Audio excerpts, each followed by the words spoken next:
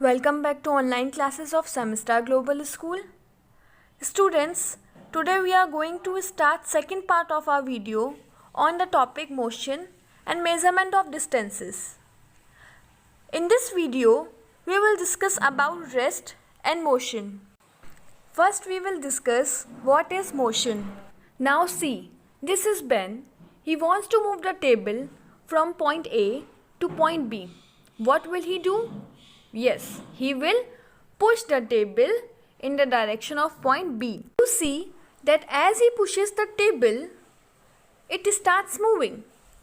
Anything around us that moves, we say that it is in motion. Now, this table is in motion. And since Ben is also moving along with the table, so he is also in motion. In our day-to-day life, we see various things moving around us.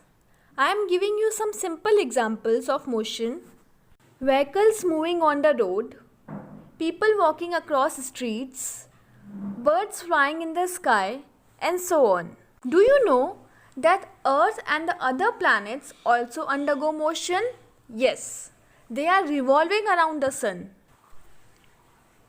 Rest and motion. These are the two different stages of a body. If we talk about motion, as I told you, when a body is moving, it is said to be in motion. In more technical words, motion is defined as change in position of a body with time. Yes, change in the position with time. Let's understand this by taking an example. When an object is moving from point A to point B, it is changing its position with time. Or we can say that the time is also changes along with the position, so it is undergoing motion. Now, what is rest?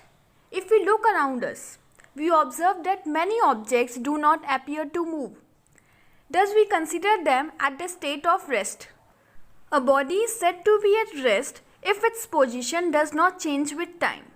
Let's understand this by taking an example. A book is lying on the table. See carefully, it is not changing its position with respect to time. So, it is in a state of rest. Rest and motion are relative. A body can be both at rest and in motion at the same time. A body can be in motion relative to one observer, while at rest relative to other observer. Thus, rest and motion are relative. To understand this, let's consider an example. Assume that you are on railway platform watching the train pass by. You are at rest. For you, both the train as well as passengers inside the train is in motion, right?